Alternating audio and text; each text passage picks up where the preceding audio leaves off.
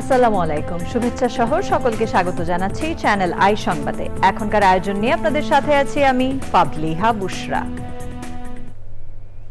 শুরুতেই চলুন দেখে নিই ফ্রেশ আটা ময়দা সুজি সংবাদ শিরোনামগুলো।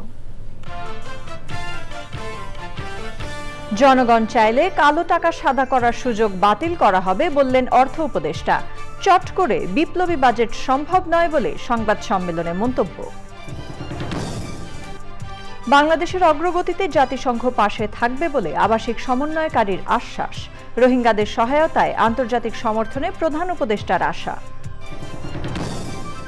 এবং বিচারের আগে নির্বাচন হলে সমস্যা নেই মনে করে বিএনপি। দ্রুত নির্বাচন দিতে বিজেপি ও নাগরিক ঐক্য সহ বিভিন্ন দলের তাগিদ।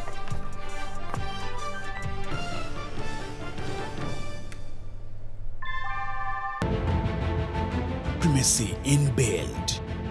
German technology, Bangladesh's first thermix rod, Salam Steel Thermax. সংবাদ শিরোনামগুলো জানাচ্ছিলাম। এখনকার এই সংবাদ আয়োজন একই সঙ্গে চ্যানেল আই এর ইউটিউব চ্যানেল এবং চ্যানেল আই এর ওটিটি প্ল্যাটফর্ম আই স্ক্রিনে লাইভ স্ট্রিম হচ্ছে। বিস্তারিত সংবাদের শুরুতেই থাকছে জাতীয় বাজেট 2025।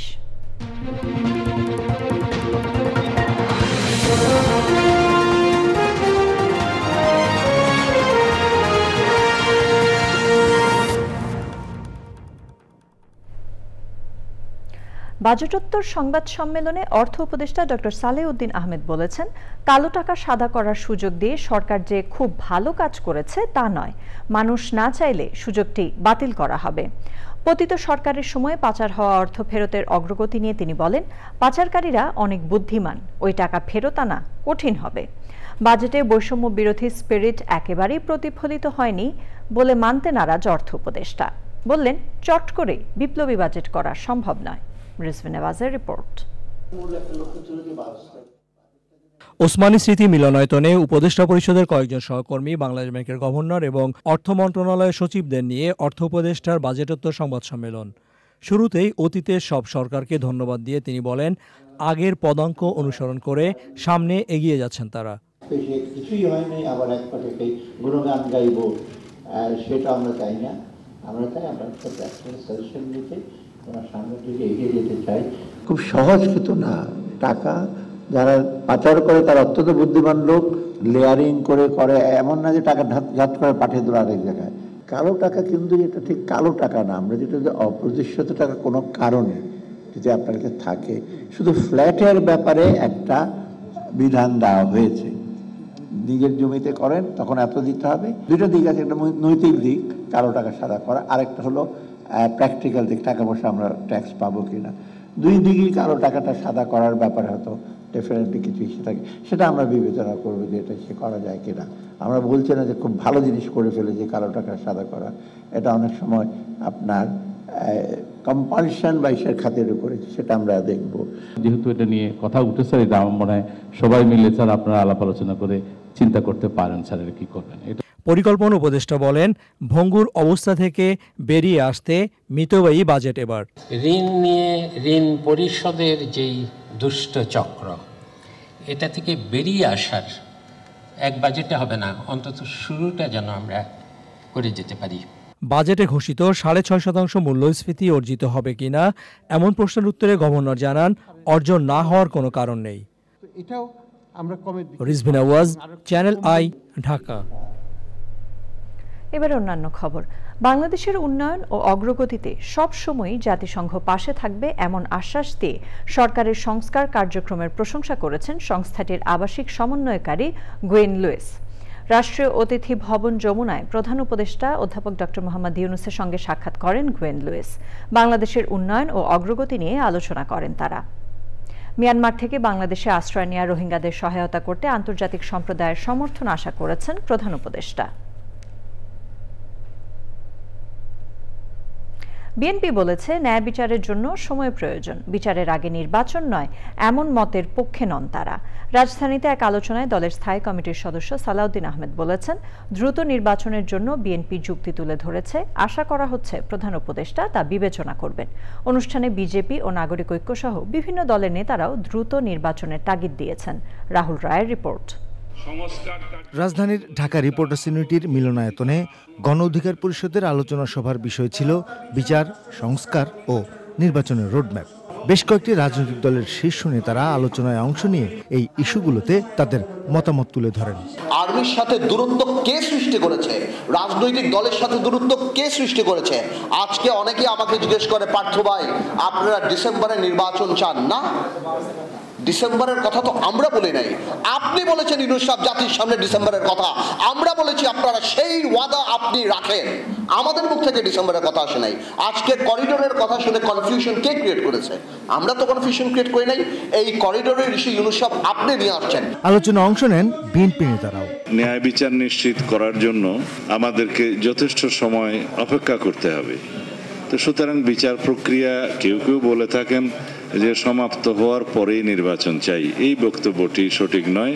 অতি দ্রুত একটি জাতীয় সংসদ নির্বাচনের জন্য অতি অবশ্যই ডিসেম্বরের মধ্যে আমাদের সমস্ত যুক্তি উপস্থাপন করেছি, সেটা আমরা আশা করি মাননীয় প্রধান উপদেষ্টা বিবেচনা করবেন এবং বাংলাদেশে যে রাজনৈতিক অস্থিরতা সৃষ্টির জন্য অনেকে পায়তারা করছে, ষড়যন্ত্র করছে দেশে এবং বিদেশে বসে, সেটা বন্ধ করার একমাত্র উপায় হচ্ছে একটি নির্বাচিত রাজনৈতিক সরকার প্রতিষ্ঠা করা জাতীয় সংসদ নির্বাচনের মধ্য দিয়ে।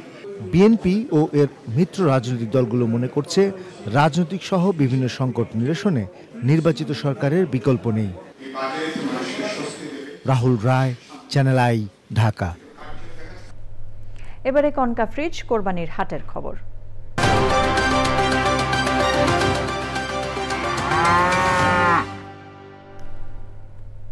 অ্যাক্টিভেটেড কার্বন ডিওডোরাইজার যুক্ত কনকা ফ্রিজে এক খাবারের গন্ধ অন্য খাবারে যেতে পারে না। রাজধানীর কোরবানির পশুর হাটগুলোতে একদিনের ব্যবধানে ছোট, মাঝারি ও বড় আকারের গরুর দাম কমেছে, সেই সঙ্গে কমেছে ছাগল ও খাসির দাম। বিক্রেতারা বলছেন ঈদের ছুটি শুরু হলে হাট জমে উঠবে।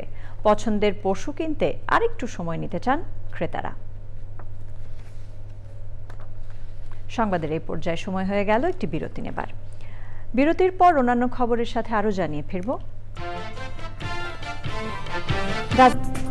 ফিরে এলাম আমিন জুয়েলার্স আন্তর্জাতিক সংবাদ নিয়ে।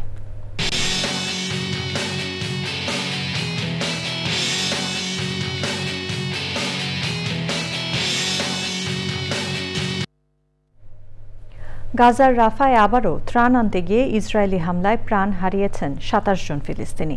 ত্রাণ দেওয়ার কাজে নিয়োজিত যুক্তরাষ্ট্রের বিতর্কিত সংস্থা গাজা মানবিক ফাউন্ডেশন GHF। এ নিয়ে গত ৮ দিনে ত্রাণ আনতে গিয়ে নিহত ১০২ জন আর আহত হয়েছেন প্রায় ৫০০ জন। এ ঘটনায় স্বাধীন তদন্ত কমিটি গঠনের আহ্বান জানিয়েছেন জাতিসংঘ মহাসচিব অ্যান্তনিও গুতেরেস। এছাড়া গত ২৪ ঘণ্টায় ইসরায়েলি হামলায় ৪০ ফিলিস্তিনি নিহত ও ২০৮ জন আহত হয়েছে। গাজায় ইসরায়েল যুদ্ধাপরাধ করেছে, এ নিয়ে কোনো সন্দেহ নেই বলে মন্তব্য করেছেন যুক্তরাষ্ট্রের পররাষ্ট্র দপ্তরের সাবেক মুখপাত্র ম্যাথিউ মিলার। এবারে এক্সিম ব্যাংক বাণিজ্য সংবাদ।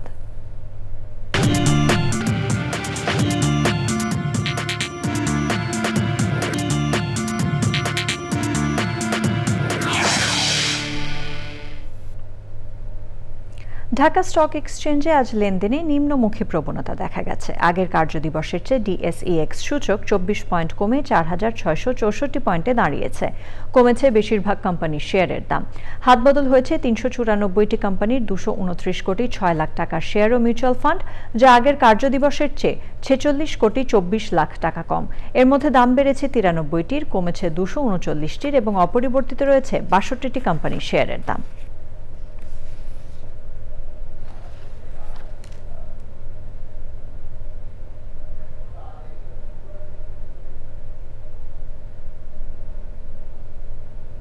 সংবাদে আবারও সময় হয়ে গেল একটি বিরতি নেবার এবং বিরতির পর জানিয়ে ফিরব।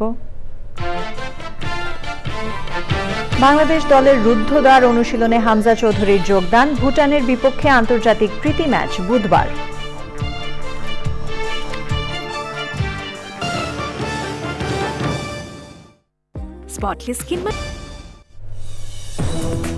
বিরতির পর আবারও আমন্ত্রণ চ্যানেল আই সংবাদ।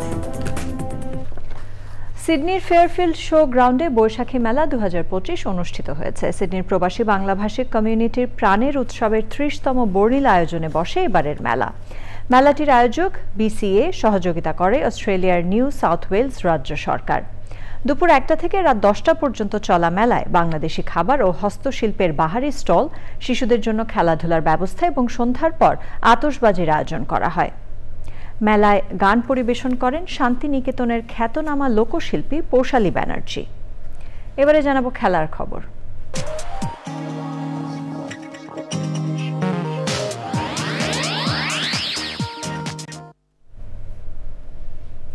সোমবার ঢাকায় এসে জাতীয় ফুটবল দলের অনুশীলনে যোগ দিয়েছেন ইপিএল তারকা হামজা চৌধুরী। হামজার অনুশীলনের খবর পেয়ে জাতীয় ফুটবল স্টেডিয়ামের বাইরে ঢল নামে ভক্ত সমর্থকদের।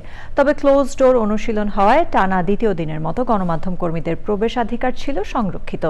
10ই জুন এএফসি এশিয়ান কাপ বাছাইয়ে সিঙ্গাপুর ম্যাচকে সামনে রেখে 30 মে ক্যাম্প শুরু করে বাংলাদেশ। অভিষেকের অপেক্ষায় থাকা ইটালিয়ান ফাহমিদুল লাল সবুজদের সঙ্গে শুরু থেকে থাকলেও 3 দিন পর কোচ হ্যাভিয়ার ক্যাব্রেরার স্কোয়াডে যোগ দিলেন জামাল তারেকদের সাথে অনুশীলন করলেন হামজা। 4 জুন ভুটানের সঙ্গে আন্তর্জাতিক প্রীতি ম্যাচ দিয়ে নিজেদের ঝালিয়ে নেবে বাংলাদেশ ফুটবল দল। তবে এই ম্যাচে হামজা খেলবেন কিনা তা এখনও নিশ্চিত নয়। আর সংস্কারের পর বুধবার বাংলাদেশ ভুটান ম্যাচ দিয়ে জাতীয় ফুটবল স্টেডিয়ামের নতুন যাত্রা শুরু হবে। এরই সাথে আয়োজনের শেষ পর্যায়ে আমরা, তবে যাবার আগে ফ্রেশ আটা, ময়দা, সুজি সংবাদ শিরোনামগুলো জানিয়ে দিচ্ছি আরও একবার। জনগণ চাইলে কালো টাকা সাদা করার সুযোগ বাতিল করা হবে বললেন অর্থ উপদেষ্টা। চট করে বিপ্লবী বাজেট সম্ভব নয় বলে সংবাদ সম্মেলনে মন্তব্য। বাংলাদেশের অগ্রগতিতে জাতিসংঘ পাশে থাকবে বলে আবাসিক সমন্বয়কারীর আশ্বাস। রোহিঙ্গাদের সহায়তায় আন্তর্জাতিক সমর্থনে প্রধান উপদেষ্টার আশা। এবং বিচারের আগে নির্বাচন হলে সমস্যা নেই মনে করে বিএনপি। দ্রুত নির্বাচন দিতে বিজেপি ও নাগরিক ঐক্য সহ বিভিন্ন দলের তাগিদ।